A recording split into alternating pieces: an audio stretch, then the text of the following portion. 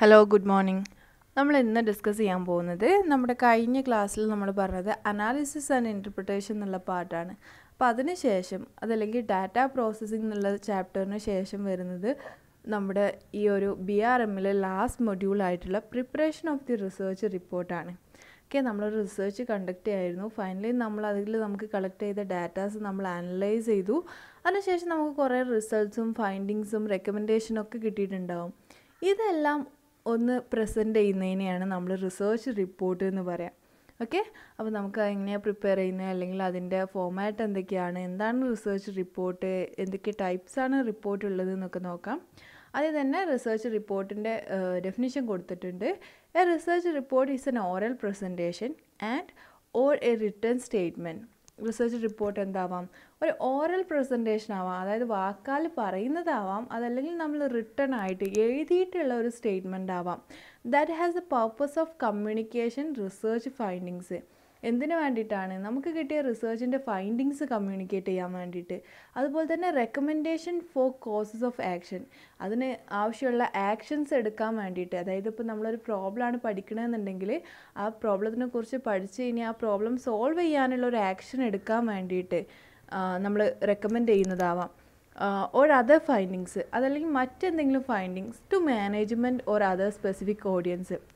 അപ്പോൾ മാനേജ്മെൻറ്റിനോ അതല്ലെങ്കിൽ മറ്റേതെങ്കിലും ഒരു ഓഡിയൻസിനോ വേണ്ടിയിട്ട് നമ്മൾ നമ്മുടെ റിസർച്ചിൻ്റെ ഫൈൻഡിങ്സും അതുപോലെ തന്നെ അതിൽ നമുക്ക് കിട്ടിയിട്ടുള്ള റെക്കമെൻഡേഷൻസും മറ്റെന്തെങ്കിലും ഫൈൻഡിങ്സ് ഉണ്ടെങ്കിൽ അതൊക്കെ നമ്മൾ എന്ത് ചെയ്യാണ്, കമ്മ്യൂണിക്കേറ്റ് ചെയ്യുകയാണെന്നുണ്ടെങ്കിൽ, ഓറലായിട്ടോ റിട്ടേൺ ആയിട്ടോ കമ്മ്യൂണിക്കേറ്റ് ചെയ്യുകയാണെന്നുണ്ടെങ്കിൽ അതിനെയാണ് റിസർച്ച് റിപ്പോർട്ട് എന്ന് പറയാം. ഇനി നെക്സ്റ്റ് പറയുന്നത് ഫങ്ഷൻസ് ഓഫ് റിസർച്ച് റിപ്പോർട്ടാണ്. ഒരു റിസർച്ച് റിപ്പോർട്ടിൻ്റെ ഫങ്ഷൻസ് അല്ലെങ്കിൽ അതിൻ്റെ യൂസസ് ഒക്കെ എന്തൊക്കെയാണ് എന്നുള്ളതാണ്. ആദ്യം തന്നെ A systematic record of research. Systematic record of research എന്ന് പറഞ്ഞാൽ റിപ്പോർട്ടാണ് കേട്ടോ. ഒരു റിപ്പോർട്ടിനെയാണ് നമ്മൾ സിസ്റ്റമാറ്റിക് റെക്കോർഡ് ഓഫ് റിസർച്ച് എന്ന് പറയാം. Will serve as an essential reference for future research along the related lines. ഇപ്പോൾ നമ്മൾ റിസർച്ചിനെ കുറിച്ചിട്ടുള്ള അല്ലെങ്കിൽ അത് റിലേറ്റ് ആയിട്ടുള്ള മറ്റൊരു റിസർച്ച് ഫ്യൂച്ചറിൽ കണ്ടക്ട് ചെയ്യുകയാണെന്നുണ്ടെങ്കിൽ, ഇപ്പോൾ നമ്മളൊരു ടോപ്പിക്ക് എടുത്തു, അത് റിലേറ്റ് ആയിട്ടുള്ളൊരു ടോപ്പിക്കാണ് ഭാവിയിൽ ആരെങ്കിലും എടുക്കുന്നതെന്നുണ്ടെങ്കിൽ അവർക്ക് എന്ത് ചെയ്യാൻ പറ്റും, നമ്മളിപ്പോൾ പ്രിപ്പയർ ചെയ്തിട്ടുള്ള ഈ ഒരു റിപ്പോർട്ട്, ഈ ഒരു സിസ്റ്റമാറ്റിക് റെക്കോർഡ് ഓഫ് റിസർച്ച് എന്ത് ചെയ്യാൻ പറ്റും, അതിനുള്ള ഒരു റെഫറൻസ് ആയിട്ട് എടുക്കാൻ വേണ്ടി പറ്റും. അതൊരു എസെൻഷ്യൽ റെഫറൻസ് ആയിട്ട് മാറാണ്. അപ്പോൾ നമ്മളൊരു റിപ്പോർട്ട് ഉണ്ടാക്കുക എന്നുണ്ടെങ്കിൽ അത് ഫർദർ സ്റ്റഡീസിന് ഹെൽപ്പ് ചെയ്യും എന്നുള്ളതാണ്. Then the research report helps to know the quality of the work done the research. പിന്നെ റിസർച്ച് റിപ്പോർട്ടിൻ്റെ ഒരു ഫംഗ്ഷൻ പറയുന്നത് ആ റിപ്പോർട്ട് കണ്ടാൽ അറിയാൻ പറ്റും ആ ഒരു റിസർച്ചറുടെ വർക്കിൻ്റെ ക്വാളിറ്റി. അതായത് ചിലരുണ്ടാവും, ഇപ്പോൾ നമ്മൾ പ്രൊജക്റ്റ് റിപ്പോർട്ട് ആണെങ്കിലും മനസ്സിലാവും, ചിലരുണ്ടാവും ആർക്കോ വേണ്ടിയിട്ട് എന്തൊക്കെയോ തട്ടി കൂട്ടി ഉണ്ടാക്കുന്ന പ്രൊജക്റ്റ് ഉണ്ടാവും. ആ പ്രൊജക്റ്റിൻ്റെ റിപ്പോർട്ട് കാണുമ്പോൾ തന്നെ മനസ്സിലാക്കാൻ പറ്റും അവരെത്രത്തോളം ആത്മാർത്ഥമായിട്ടാണ്, ജെന്യുവിൻ ആയിട്ട് അല്ലെങ്കിൽ ഓണസ്റ്റ് ആയിട്ടാണ്, എത്രത്തോളം ഹാർഡ് വർക്ക് ഇട്ടിട്ട് ആ ഒരു വർക്ക് കണ്ടക്ട് ചെയ്തിട്ടുണ്ട് അല്ലെങ്കിൽ റിസർച്ച് കണ്ടക്ട് ചെയ്തിട്ടുണ്ട് എന്നുള്ളത്. അപ്പോൾ ഒരാളുടെ ക്വാളിറ്റി, ആ വർക്കിൻ്റെ ക്വാളിറ്റി നമുക്ക് റിപ്പോർട്ടിലൂടെ മനസ്സിലാക്കാൻ വേണ്ടി പറ്റുന്നുള്ളതാണ്. Lastly report helps the policy makers to take appropriate action and policy. അതായത് നമ്മൾ നേരത്തെ പറഞ്ഞ പോലെ നമ്മൾ ബിസിനസ്സിന് വേണ്ടിയിട്ടാണ് റിസർച്ച് കണ്ടക്ട് ചെയ്യുന്നത്. ബിസിനസ്സിലൊരു പ്രോബ്ലം വരുന്ന സമയത്ത് അതെങ്ങനെ ഓവർകം ചെയ്യാമെന്നുള്ളതിന് വേണ്ടിയിട്ട് നമ്മൾ സ്റ്റഡി കണ്ടക്ട് ചെയ്യുകയാണ്. അപ്പോൾ അങ്ങനെ നമ്മൾ സ്റ്റഡി കണ്ടക്ട് ചെയ്ത് നമുക്ക് റിസൾട്ട് കിട്ടി, നമുക്ക് ഫൈൻഡിങ്സ് കിട്ടി. ദെൻ എന്താ ചെയ്യുക, പോളിസി മേക്കേഴ്സ് നമ്മളത് മാനേജ്മെൻറ്റിന് പ്രസൻറ്റ് ചെയ്തു. സപ്പോസ് പോളിസി എടുക്കുന്നതൊക്കെ മാനേജ്മെൻ്റ് ആണെന്നുണ്ടെങ്കിൽ അവരെന്ത് ചെയ്യുന്നുണ്ടാവും, ഈ റിസർച്ചിൻ്റെ ഫൈൻഡിങ്സ് വെച്ചിട്ട്, റിസൾട്ട് വെച്ചിട്ട് അതിന് ആപ്റ്റായിട്ടുള്ള ആ ഒരു പ്രോബ്ലത്തിന് ആപ്റ്റായിട്ടുള്ള സൊല്യൂഷൻസും ആക്ഷൻസും ഒക്കെ എടുക്കുന്നുണ്ടാവും. അതിനനുസരിച്ചുള്ള പോളിസി ഡെവലപ്പ് ചെയ്യുന്നുണ്ടാവും. അപ്പോൾ പോളിസി ഡെവലപ്പ് ചെയ്യാനും ആക്ഷൻസ് എടുക്കാനൊക്കെ ഈ ഒരു പോളിസി മേക്കേഴ്സിന് നമ്മുടെ റിപ്പോർട്ട് ഹെൽപ്പ് ചെയ്യുന്നുണ്ടാവും എന്നുള്ളതാണ്. അപ്പോൾ ഇത്രയാണ് റിസർച്ച് റിപ്പോർട്ടിൻ്റെ ഇമ്പോർട്ടൻറ്റ് ഫങ്ഷൻസ് ആയിട്ട് വരുന്നത് കേട്ടോ. നെക്സ്റ്റ് നമുക്ക് ചെക്ക് ചെയ്യാനുള്ളത് ടൈപ്സ് ഓഫ് റിപ്പോർട്ടാണ്. റിപ്പോർട്ട് തന്നെ ഡിഫറെൻറ്റ് ടൈപ്പ് ഉണ്ട്. ആദ്യത്തേത് ഓറൽ റിപ്പോർട്ടാണ്, ദെൻ റിട്ടേൺ റിപ്പോർട്ടാണ്. എല്ലാവർക്കും അറിയുന്നതായിരിക്കും അല്ലേ. ഓറൽ റിപ്പോർട്ട് എന്ന് പറയുമ്പോൾ നമ്മൾ വാക്കാൽ കമ്മ്യൂണിക്കേറ്റ് ചെയ്യുകയാണെന്നുണ്ടെങ്കിൽ, ആ ഒരു റിസൾട്ട് നമ്മൾ പറയുകയാണെന്നുണ്ടെങ്കിൽ അതാണ് ഓറൽ റിപ്പോർട്ട് എന്ന് പറയുന്നത്. ഓക്കെ, ദെൻ റിട്ടേൺ റിപ്പോർട്ടാണ്. റിട്ടേൺ റിപ്പോർട്ട് അറിയാമല്ലോ. റിട്ടേൺ റിപ്പോർട്ട് പറഞ്ഞാൽ എന്താണ്, നമ്മൾ എഴുതിയിട്ട് സ്റ്റേറ്റ്മെൻ്റ് ആയിട്ട് എഴുതി വെക്കുകയാണെന്നുണ്ടെങ്കിൽ അതാണ് റിട്ടേൺ റിപ്പോർട്ട്. ഇനി റിട്ടേൺ റിപ്പോർട്ട് തന്നെ 3 രീതിയിലുണ്ട്. ആദ്യത്തേത് പോപ്പുലർ റിപ്പോർട്ടാണ്, It is prepared to those persons who are not interested in technical aspects of the study.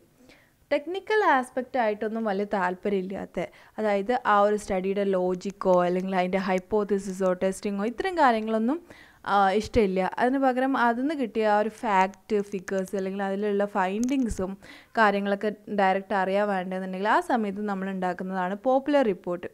It is intended to explain the broad facts findings and recommendations. Just നമ്മളെ സ്റ്റഡിയിൽ എന്തൊക്കെയാണ് findings നമുക്ക് കിട്ടിയിട്ടുള്ളത്, എന്തൊക്കെയാണ് റെക്കമെൻഡേഷൻസ് ഉള്ളതെന്നുള്ളത് മനസ്സിലാക്കാൻ വേണ്ടിയിട്ട്. It is prepared in A lucid and simple style.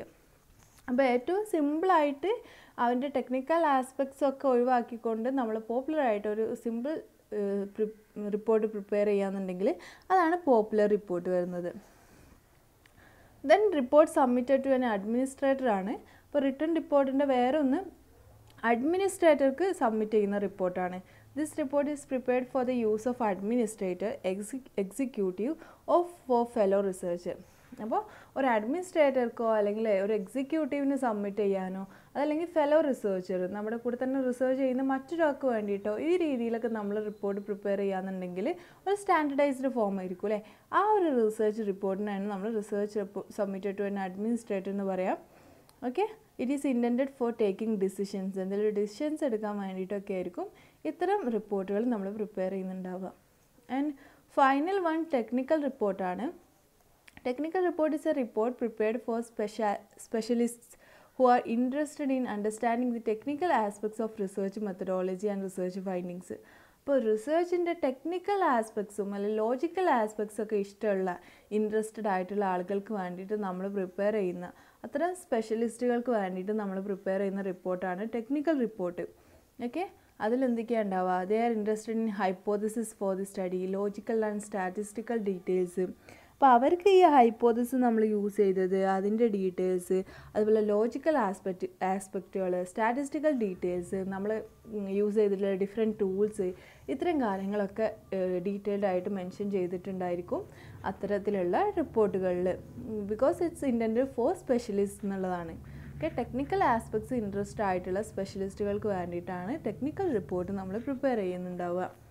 Okay, അപ്പോൾ ഇത്രയാണ് റിപ്പോർട്ടിൻ്റെ ടൈപ്സ് പറയുന്നത്. ദെൻ ഫോമാറ്റ് ഓഫ് റിസർച്ച് റിപ്പോർട്ടാണ് നമുക്ക് ഡീറ്റെയിൽ ആയിട്ട് പറയാം. ഓക്കെ, അപ്പോൾ ഇന്നത്തെ ക്ലാസ്സിൽ നമ്മൾ റിസർച്ച് റിപ്പോർട്ട് എന്താണെന്നും അതിൻ്റെ ടൈപ്സുമാണ് ഡിസ്കസ് ചെയ്തിട്ടുള്ളത്.